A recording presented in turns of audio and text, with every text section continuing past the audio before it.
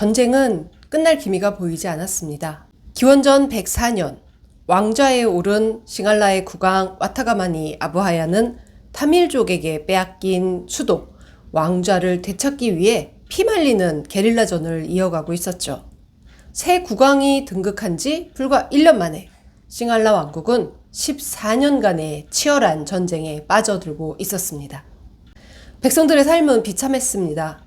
수년째 계속되는 전쟁에 돌보는 이 없어진 저수지와 수로는 하루가 다르게 황폐해져 갔죠. 건기에 이 물이 부족한 싱할라 왕국에서 치수는 왕의 가장 중요한 국정이었습니다. 물을 대지 못하면 농사는 불가능했죠. 엎친 데 덮친 격으로 하늘마저 도와주지 않았습니다. 유래를 찾을 수 없는 가뭄이었습니다. 사람들은 닥치는 대로 먹을 것을 구했지만 그것도 오래가지 못했죠. 저수지는 바닥을 드러냈고 하늘은 비를 뿌려줄 생각이 없었습니다. 백성들은 더 이상 버틸 수가 없었죠. 사람을 잡아먹는다는 소문이 돌았습니다. 시체를 먹었다는 흉흉한 소문도 이어졌습니다. 그토록 존경하던 출가자, 스님의 법구를 먹었다는 소문까지 들려왔습니다. 스님들의 거처인 승원에도 독경소리와 법문 이어지던 대탑에도 인적이 끊겼습니다.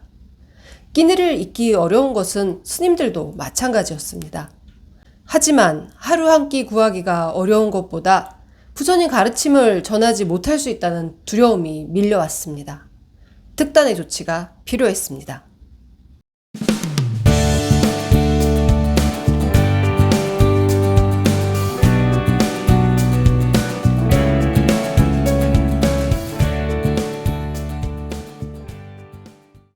기원전 3세기 마인다 스님에 의해 불교가 전래된 이래로 싱할라 왕국의 승가는 오직 구전으로만 부처님의 가르침을 전했습니다.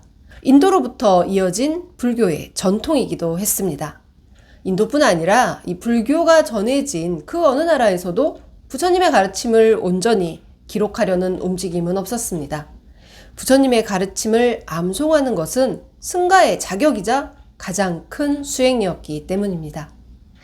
하지만 지금은 그것이 위협받고 있었습니다. 하루가 다르게 굶어 죽는 사람들이 늘어나고 있었죠. 출가자도 승가도 이 존속되리라고 보장할 수가 없는 상황이었습니다.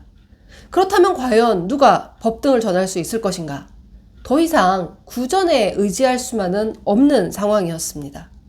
국왕이 게릴라전을 펼치고 있던 이 담블라 석굴 남쪽으로 약 40km 가량 떨어진 이 마탈레의 사원 알루위아라에 약 500여 명의 스님들이 모였습니다. 스님들은 이곳에서 7년에 걸쳐 4차례 결집을 단행합니다. 경, 율, 론 3장이 취합되고 기록됩니다. 석가모니 부처님이 열반하신 지 3개월 후에 이루어진 1차 결집, 그리고 다시 100여 년 후 이 바이샬리에서 이루어진 2차 결집, 그리고 기원전 3세기 이 아쇼카 대왕에 의해 이루어진 3차 결집으로 형성된 이 3장이 싱할라 왕국, 이 작은 섬나라에서 비로소 문자로 기록됐습니다. 불교사의 일대 전환이었습니다. 이 3장은 야자수의 일종인 페다라수 잎사귀에 쓰여졌습니다. 잎사귀를 찌고 말려서 종이처럼 만듭니다. 이렇게 기록된 최초의 3장은 그래서 폐업경이라고 불렸습니다. 알루위아라에는 폐업경 조성을 위한 동굴이 14곳이나 있었다고 합니다. 현재는 2곳만이 온전하게 보존되어 있습니다. 알루위아라는 기원전 3세기 이 데바남피아티샤 왕 때 건립된 사원입니다. 원래 이름은 알루레나 혹은 알로카네나였다고 합니다. 이 찬란히 빛나는 동굴이라는 뜻이라네요. 초기의 사원은 아마도 자연 동굴이었을 겁니다. 낮에도 이 빛이 들지 않는 동굴에는 늘 등불이 필요했겠죠? 빛나는 동굴이라는 이름이 붙은 이유일 겁니다. 또 다른 전설도 있습니다. 이 동굴 사원에서 한 스님이 설법을 했는데 이 설법에 감탄한 천신 샤크라가 감사의 뜻으로 동굴에 꺼지지 않는 빛을 보시했다고 합니다. 이후 사원은 알루레나라고 불렸고요. 우연의 일치인지는 모르겠지만 3장의 탄생, 그야말로 찬란한 법등은 그렇게 꺼지지 않고 후대로까지 이어질 수 있었습니다. 찬란히 빛나는 동굴이라는 사원의 이름도 그와 더불어 사그라들지 않는 등불처럼 역사에 기록되었습니다. 폐업경은 참혹했던 역사의 산물입니다. 14년간의 전쟁을 승리로 마감하고 이 왕좌에 복귀한 와타가마니 아부하야 왕은 이후 바라간바우라는 새로운 이름으로 불렸습니다. 전쟁 이후 그는 싱할라 왕국의 일대 변혁을 불러왔기 때문입니다. 이 과정에서 탄생한 폐업경도 미처 예상하지 못했던 불교사의 전개를 불러왔죠. 이 앞서 영상에 바라간바우 1세가 자신을 도와준 마하티사 스님을 수도로 불러온 이야기를 들려드렸습니다. 이해를 돕기 위해 잠깐 그 이야기를 다시 정리해 볼까요? 궁금하신 분은 남기자의 성지보고서 스리랑카 6편을 다시 한번 보셔도 좋을 것 같습니다. 간단하게 다시 설명을 드리면 이 국왕 바라간바우는 전쟁 시기에 자신을 도와주었던 마하티사 스님을 수도로 불러드립니다. 마하티사 스님은 이 존경받는 장로였지만 당시만 해도 수도가 아닌 지방에서 활동하던 요즘 말로 찾자면 비주류였던 거죠. 그런 스님이 국왕으로부터 왕사의 대접을 받게 된 겁니다. 승가는 국왕과 백성들로부터 존경받았지만 이 승가와 제가의 교류는 계율에 의해서 엄격하게 통제되고 있었습니다. 국왕이라 할지라도 이 스님을 무시로 불러들일 수는 없었던 거죠. 더욱이 국정 운영에 관해서 왕이 스님과 논의한다는 것은 싱할라 왕국의 역사에 없는 일이었습니다. 하지만 바라간바우는 이 수도 아누라다푸라의 대탑 아부하야기리 다고바와 사원을 조성해서 마하티사 스님에게 보시했습니다. 이 역시 승가가 아닌 스님 개인에게 사원과 탑을 보시한 최초의 사건이었습니다. 폐업경을 조성하면서까지 경율론 3장의 원형, 즉 불교의 전통을 고수하려 했던 스님들은 당연히 거세게 반발했죠. 마하티사 스님이 국왕을 비롯해서 대신들과 교류하는 것은 계율에 위배된다라는 지적이었습니다. 하지만 왕은 귀담아 듣지 않은 것 같습니다. 전통을 중시 여기는 스님들은 이 마하위하라를 중심으로 마하위하라파, 그리고 불교의 새로운 사회적 역할을 옹호하는 아부하야기리 비하라파로 분열됩니다. 스리랑카 불교사 최초의 승가 분열이었다라는 설명을 앞서 영상에서 드렸습니다. 이 두 부파 사이에 유리나 논에 대한 견해 차이도 없었다. 다만 마하위하라파는 3장을 중심으로 초기 불교의 원형을 계승하고 있었다는 자부심을 강조했고요. 아부하야기리 위하라파는 인도 불교계와의 교류를 확대시키면서 당시 활발히 전개되고 있던 다양한 부파를 수용해 나갔다라는 설명도 덧붙여 드렸습니다.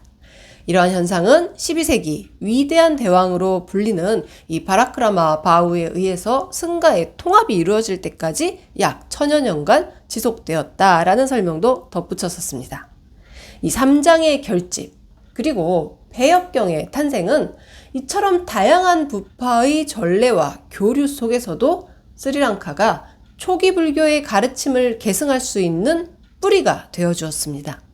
특히 5세기 이 불교사의 위대한 학승으로 불리는 붓다고사 스님이 인도로부터 이 싱할라 왕국에 도착해서 3장에 대한 주석서를 빨리어로 번역하면서 스리랑카는 더욱 견고한 초기 불교의 문헌을 완성할 수 있었죠. 이 붓다고사 스님에 의해 빨리어로 기록된 폐업경은 알루위하라에 온전히 보관돼 있었다고 합니다. 이 경전이 세상에 모습을 드러낸 것은 그야말로 사건이었습니다. 1815년 이 영국은 싱할라 왕국의 마지막 국왕 위크라마 라자싱하를 강제로 퇴위시키면서 스리랑카를 본격적으로 식민 지배하기 시작합니다. 영국은 이 수시로 불거지는 싱할라족의 독립운동에 강경하게 대응합니다. 1848년 영국군은 이 마탈리 지역에 독립운동 세력이 숨어있다라는 이유로 대대적인 소탕작전을 벌입니다. 이 알루위하라 역시 소탕작전의 대상지였죠. 영국군은 알루위하라 곳곳에 조성되어 있는 동굴들을 샅샅이 뒤지기 시작합니다. 그 과정에서 이 수천 개의 폐업경 뭉치가 동굴 안에서 발견되죠. 하지만 영국 군인들 눈에 폐엽경은 그저 말라비틀어진 나무 잎사귀였을 뿐입니다. 상당수의 폐엽경이 이 영국군에 의해 소각됐다고 합니다. 다행히 불길을 피해서 살아남은 폐엽경들은 이후 영국으로 반출됩니다. 이 폐엽경들을 중심으로 영국의 빨리 성전협회가 설립되면서 폐엽경 3장은 발리어 경전이라는 이름으로 세상에 알려지기 시작합니다. 더불어 알루위아라도 이 폐엽경 조성 성지로 이름을 드높이죠. 알루위아라는 오늘날에도 스리랑카 불교 성지를 찾는 이들에게 반드시 순례해야 할 성지 중의 성지로 손꼽힙니다. 폐엽경 조성 당시의 모습을 재현해 놓은 석굴도 있습니다. 한 10여 명이 들어갈 만한 석굴 안에 이 흙으로 빚은 인형을 이용해서 폐엽경을 만들던 당시의 모습을 연출해 놓았습니다. 이 석굴에서 붓다고사 스님이 빨리어 주석서를 집필했다고 해서 붓다고사의 석굴이라고 별칭이 붙어 있는 곳도 있습니다. 이 와불이 모셔져 있는 석굴, 그리고 지옥의 모습을 재현해 놓은 석굴들도 있습니다. 사원 안에 있는 이 작은 전시관에서는 폐엽경 조성 과정을 살펴보고 직접 폐엽경 만드는 과정을 체험해 볼 수도 있습니다. 이 퓰리처상을 수상한 미국의 소설가 노말 메일러는 역사를 만드는 것은 사람들의 말이 아니라 사람들의 행동이다 라고 했습니다. 전쟁에 휘말린 국가, 법등이 단절될 위기 속에서 스리랑카의 승가는 굴복하지 않고 행동했습니다. 백척간두에서 한 걸음 내딛는 용기이자 어떤 고난 속에서도 부처님의 가르침을 기필코 전하겠다는 금강석 같은 전법의 의지였습니다. 그들의 용기와 눈물, 빛나는 신심 위에서 법음은 변함없이 이어지고 있습니다. 알루위아라, 그 이름이 오늘날까지도 찬란하게 빛나는 이유입니다.